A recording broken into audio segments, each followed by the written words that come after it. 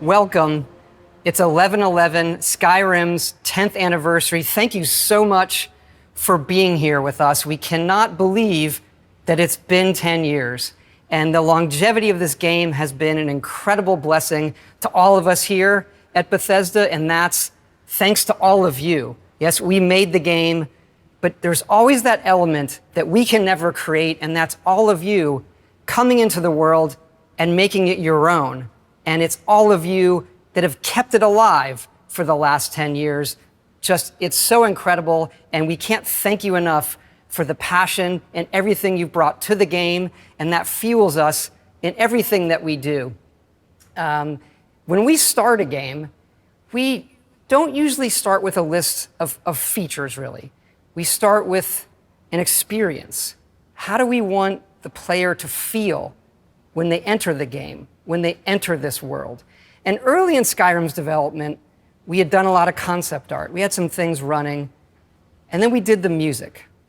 And we had pictured the Elder Scrolls theme sung by a barbarian choir in the voice of dragons. Easier said than pulled off, of course. When we got the music, we started mixing it, and even within our company and our team, we felt we might have something. We weren't quite sure how the game was going to gel together. And then we cut this trailer to the early music with the concept art and that early footage. And it sang. It was incredible. Everybody in the team can probably remember that moment. And even today, when I hear the music and it rises up at the end in the trailer as the dragon flies through the valley, the hair literally stands up on my arms. So thank you for being here. I'd like to introduce the legendary London Symphony Orchestra and the London Voices Choir to take us once again on a journey through Skyrim.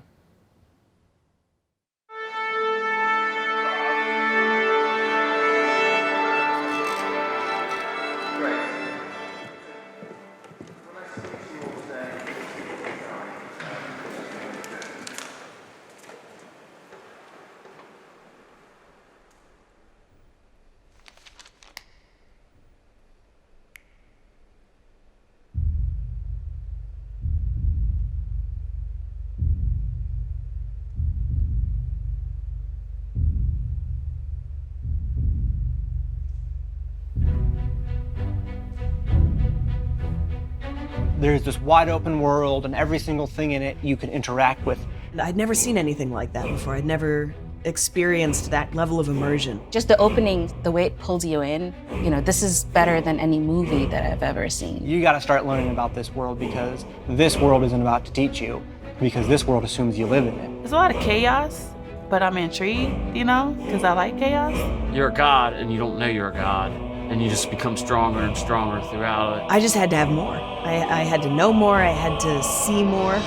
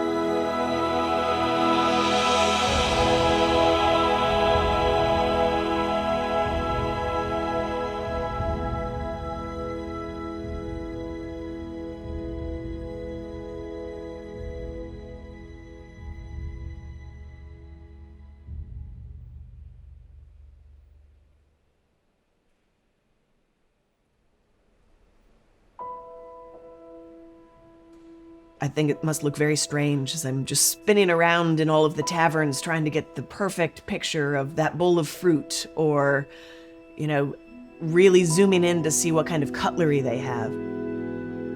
It's all these little obscure details that bring a world to life in our world.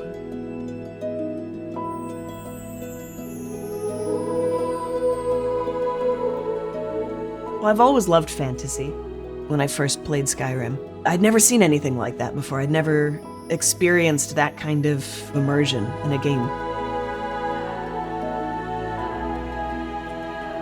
I just had to have more. If you lived in a world like Skyrim, wouldn't it be fun to make a meal from that?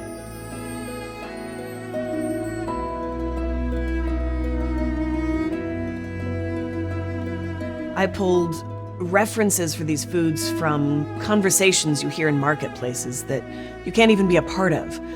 If someone's talking about the secret spiced wine recipe, and you think, all right, well, where do they get their spices? And so you wander down to the docks and you say, oh, there's a warehouse here. All right, so now we're getting somewhere. You kick open a barrel and you get potatoes and apples and leeks.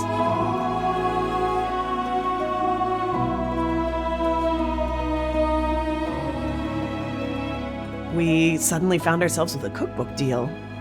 I could not have anticipated this is where my life would go. To be gatekeepers to this hidden world, its sight, its sound, its taste.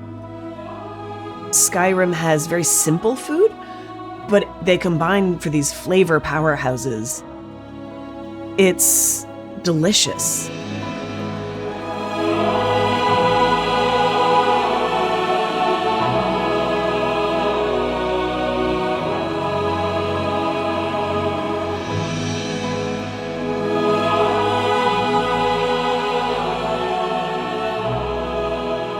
Someone will bring a cookbook up and say, this recipe has become a staple in our household, and my kids even like it. That's really amazing to me, that I've quietly, secretly become a part of people's lives, to feel connected to so many people in that way.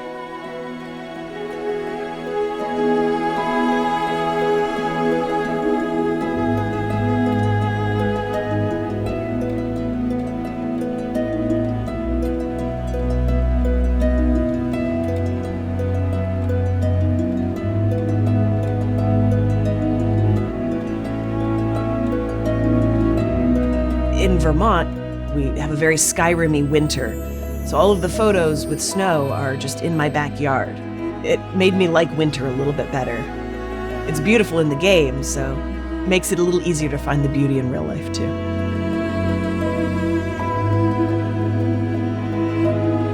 I like the meads. They're one of my favorites. The cheese and leek crostata, the sweet rolls, because you can't not make sweet rolls for Skyrim.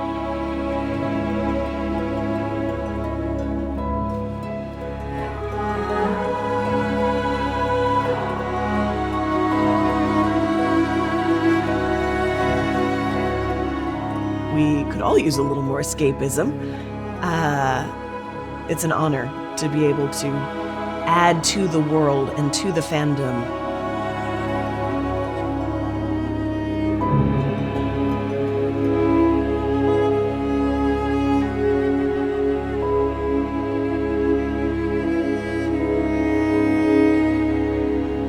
It's going to forever be a part of this fandom and the community, and it's a lot of responsibility, but I try to take it very seriously.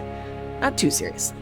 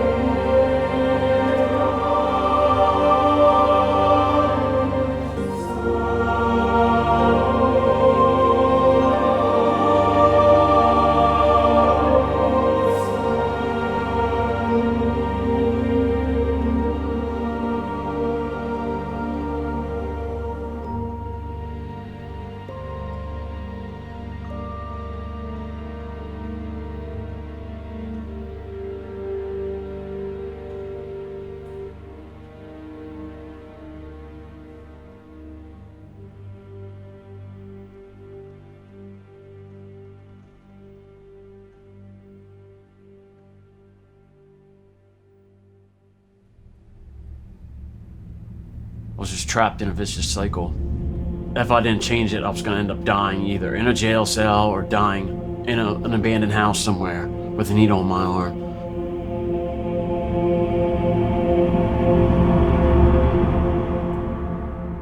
I grew up in Wrightsville, Pennsylvania, which is out in the country. Me and my stepbrothers, we'd play outside every day. It was a good childhood. When I was 20, I got addicted to opiate painkillers.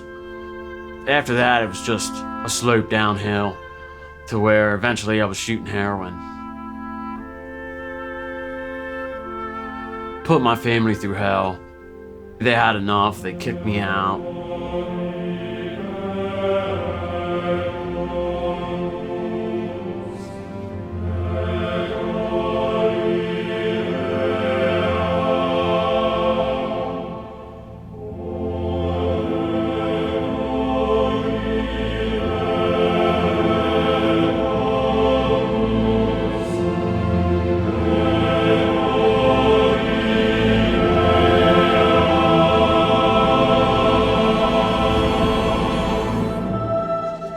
I was just homeless on the streets.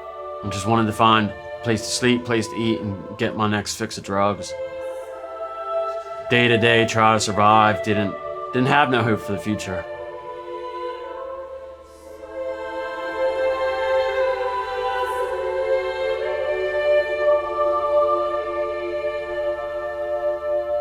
And I was in and out of jail. And I eventually got caught selling heroin. I enrolled in a drug treatment court, and they found housing for me, which was a lot of restrictions that I just was never used to before. Curfews, going to meetings, NAAA meetings every single day, chores, community service. From 7 in the morning, had to be out of the recovery house and had to be on the street looking for a job, walking everywhere till 5 o'clock at night, walking 10, 15 miles a day. So it was pretty exhausting.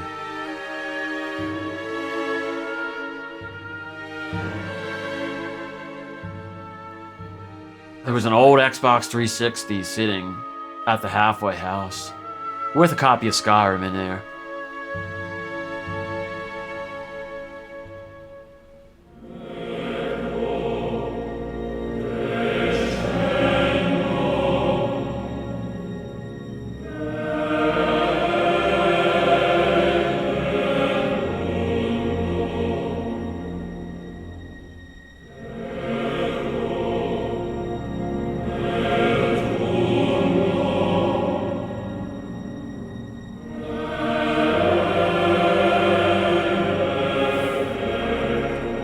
Without Skyrim, I don't think I would have stayed in recovery. Choice and consequence. You make your own story. If you want to go over here and start the side quest, and throw off the main mission, it's up to you. It gave me a sense of confidence. Eventually I got a job. That helped me to maintain that schedule, to make sure I made all my meetings. I still focused on Skyrim, still daydream about it while I was working.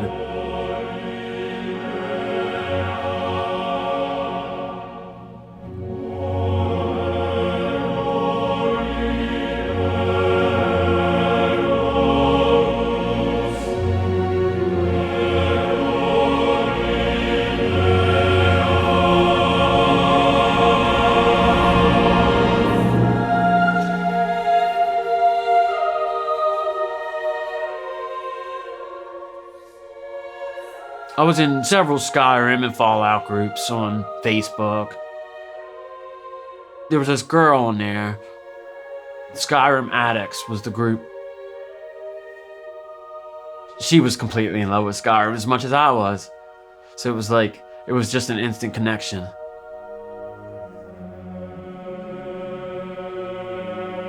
She started a new character, Khajiit, stealth archer like everyone does. But yeah, it was pretty good. 3 years later, that's my fiance.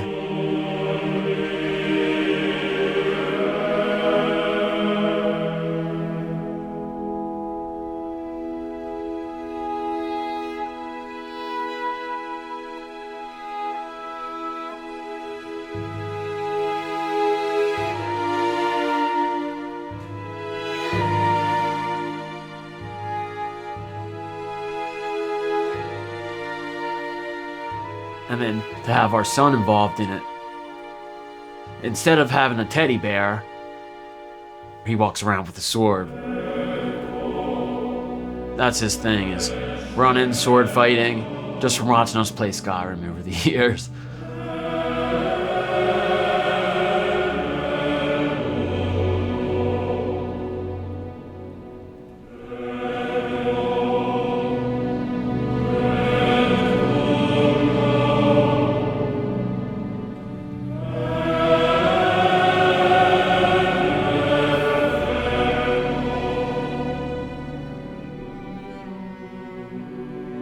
If you're addicted to drugs, you're in chains. You're bound in chains. When I decided to change my life, I was in chains, just like the start of Skyrim.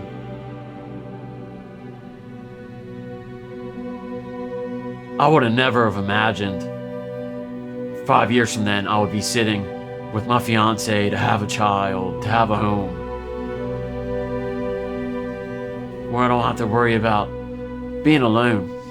I would have never dreamed of, never even thought it was possible. But it's because of Skyrim that I was able to change my life for the better.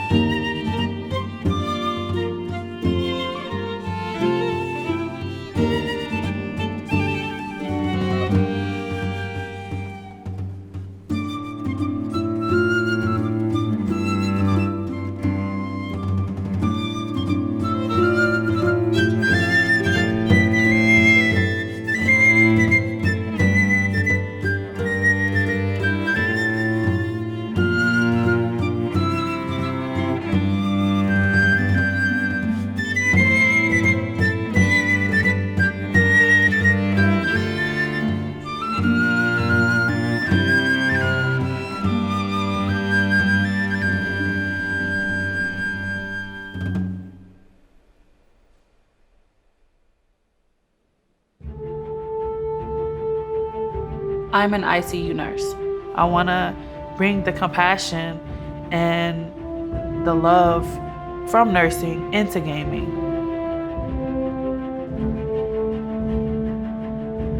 For my birthday, my husband purchased Skyrim for me.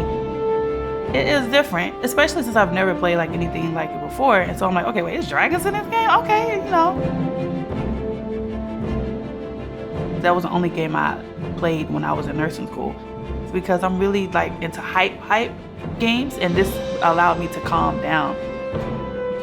To take my mind off of the stress that nursing school put on me. sort of like a ASMR type of thing when you're just listening to the river and it's like, shh, you're one with nature. You got the storyline. You can go off the side quest. You can be a thief, which me personally, that was my thing.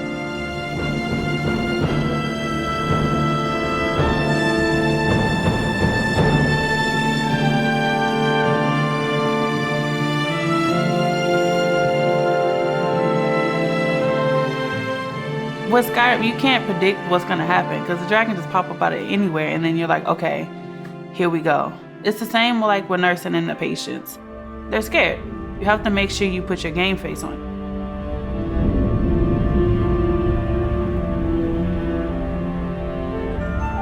When I first became an ICU nurse, they trusted me to become a leader, like a charge nurse. And I'm like, did this, I was a leader of the Dark Brotherhood. Like, I don't know, like, I know like a lot of people's like, you're so silly, this doesn't even make any sense, but it does, because before I became a nurse, I've already learned how to lead in the game. It helped me become the confident woman I am today.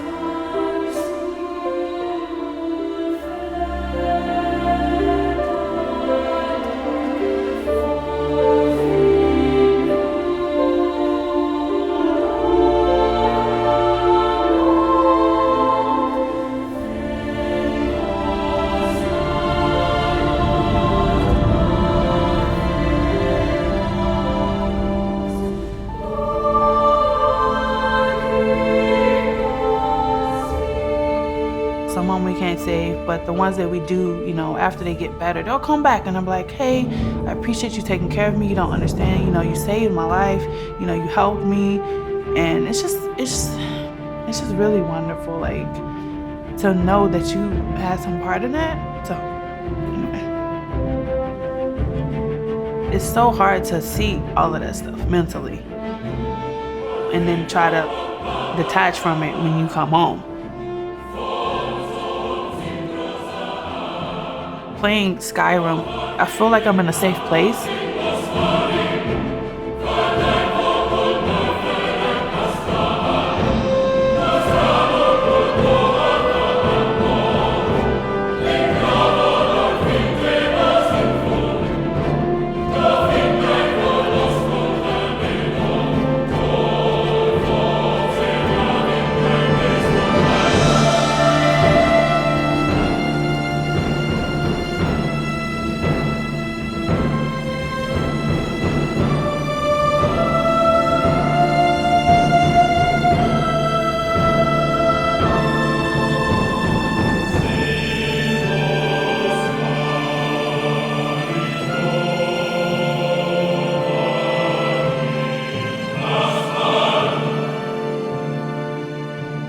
I just want everybody to see that a video game could impact my life in so many ways.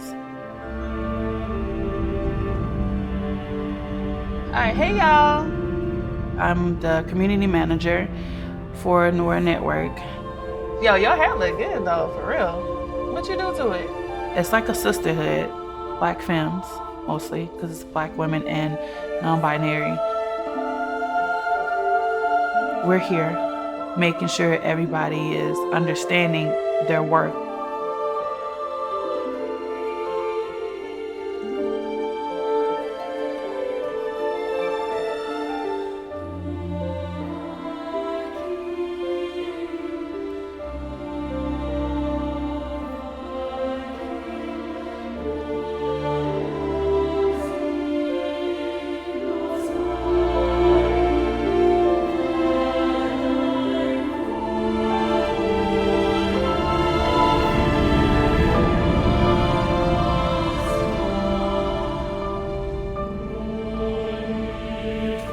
You always have that one game that actually changed everything for you. So when I found Skyrim, the creativity, the storyline, learning how to become a Dragonborn, using my powers, enhancing the powers as I use them, I'm something special. Like, out of all these people, I'm the Dragonborn. Out of everybody in the world of Tamriel, I'm the Dragonborn. Like, I'm special.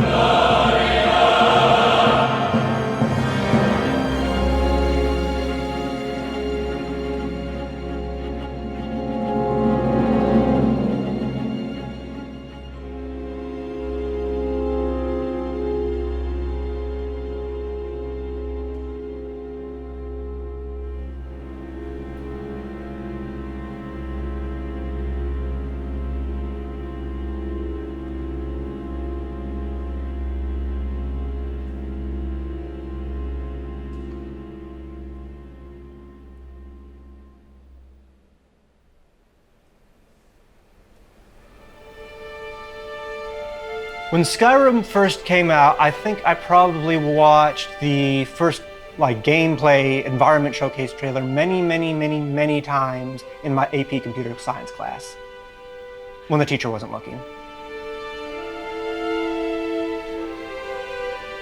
You could go to any place, the world was massive, and every single thing in the world you could interact with.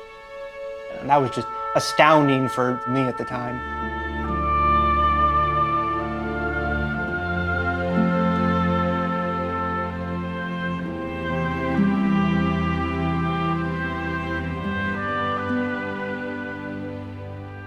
When I was a kid, we weren't really allowed to play any action video games during weekdays. I got my start making custom content on Morrowind. I'm gonna see if I can go into the files and change this.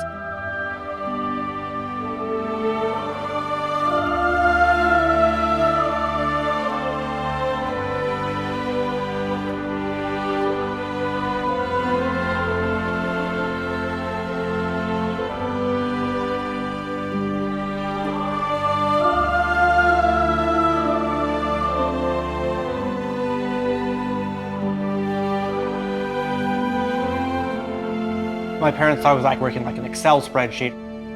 I would be working with mod tools and stuff to make the few games I had last even longer.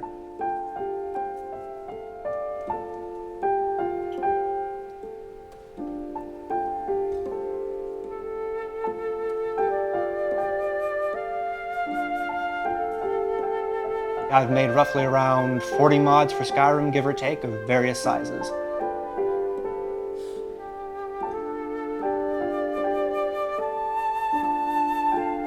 My best and most famous mod, I think, is the one that replaces all dragons with Thomas the Tank Engine.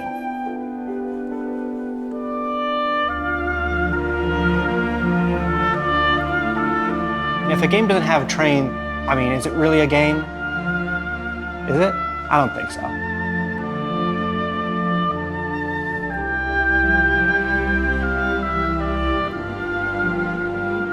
It was literally just a model swap. It took about 30 minutes to make.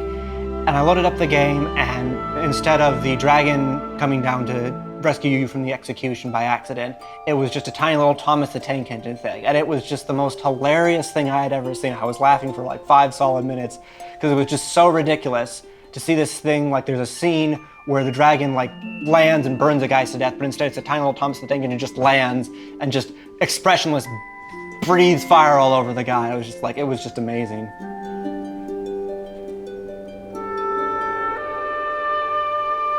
And it just exploded in ways I hadn't imagined.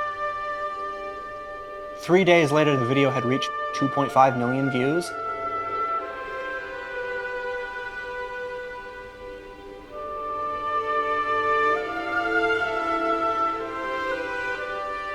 I was actually in college class.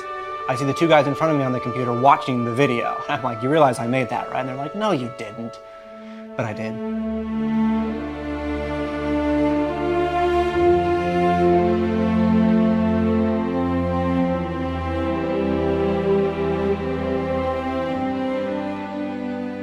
There's such a support from the developers themselves for mods and allowing mods to be done in ways that they probably didn't foresee, but they are absolutely okay with. It really gives you an opportunity to express yourself in those ways with its editing tools.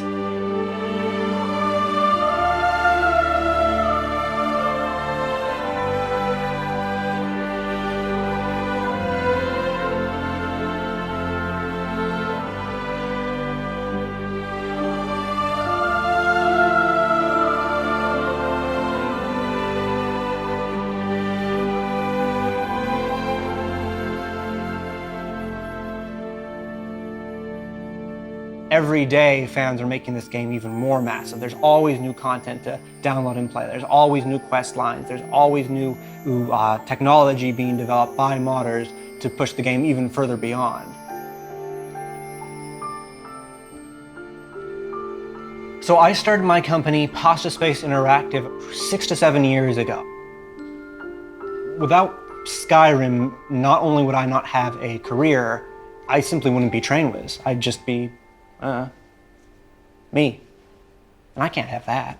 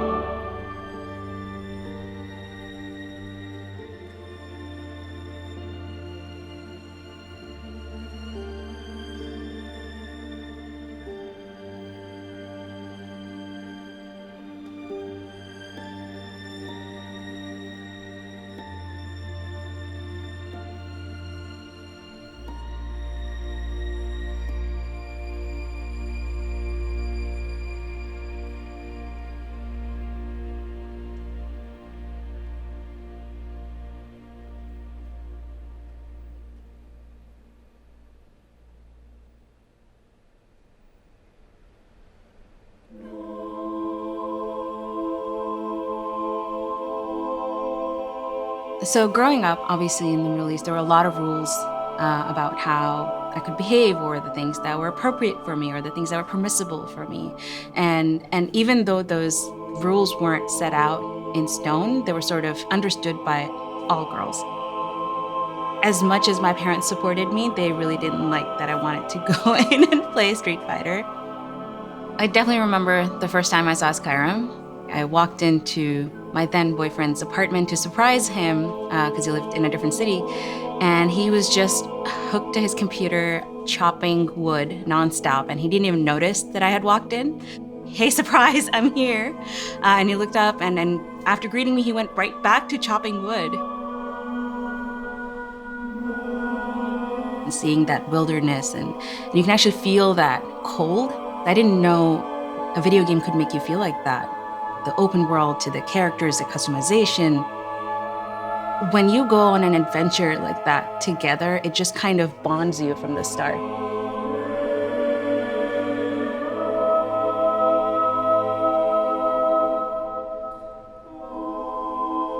And the last time I remember feeling that way was as a child, where I was curious about things without any purpose. But now I was learning about these races and these regions in the game, and all these specific skills that I was probably never going to use in real life. And I was just as curious.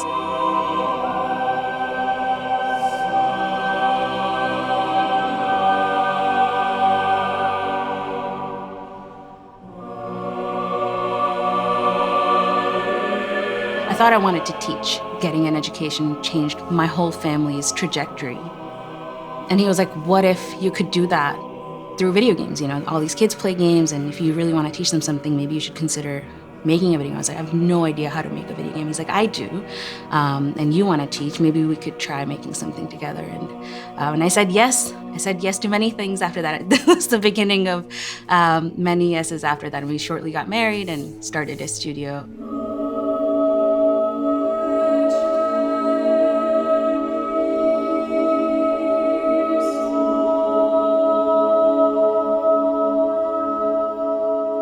Where are the girls? Like, why can't I find any girls to come join a studio founded by a woman? I'd worked on Wall Street, I worked in academic research, I went to MIT, which is a heavily tech school, but I never felt like I was the only woman in the room, and yet here I was building my own company, and it was me and 6 other boys.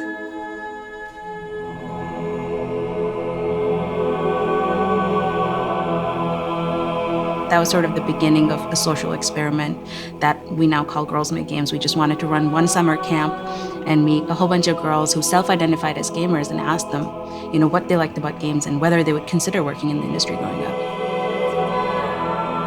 And it was such an emotional experience for everyone. They had found a place where they felt validated. It's hard to not be moved by that passion. And that was sort of like after the first summer, I went back to my team and I was like, hey guys, I think I'm gonna do this for a few years. And it's been 8 years since. To us, Skyrim is like that friend that brought us together, that friend that made the introduction, because we had just met and we're getting to know each other, and I was getting to know video games alongside him.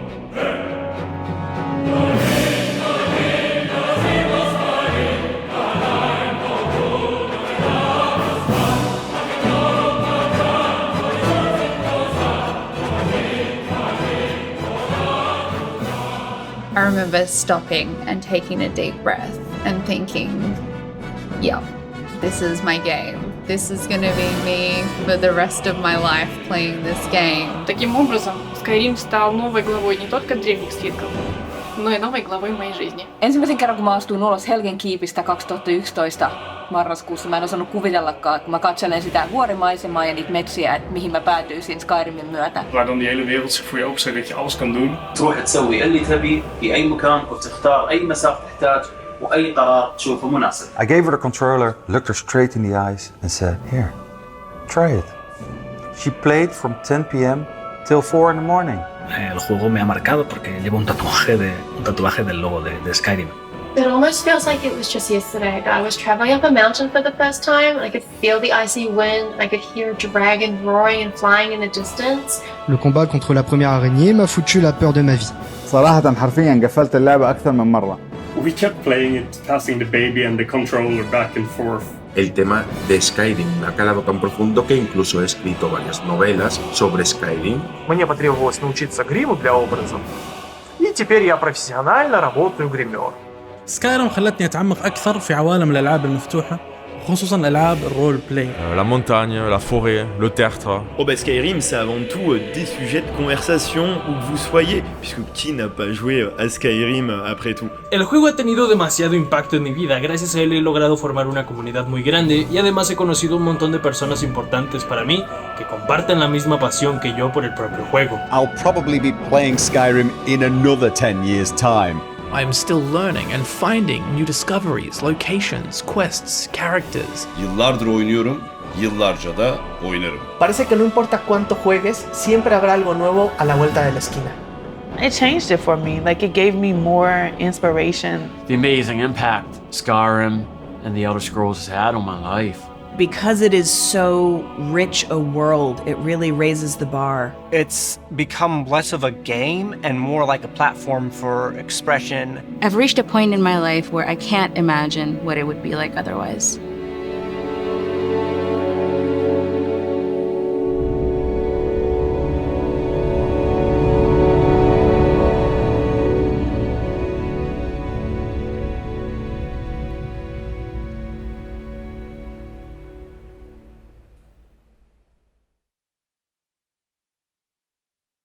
Thank you. That was incredible.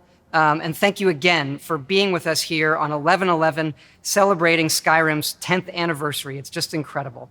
11/11 actually has become, now a special day for us all here at Bethesda.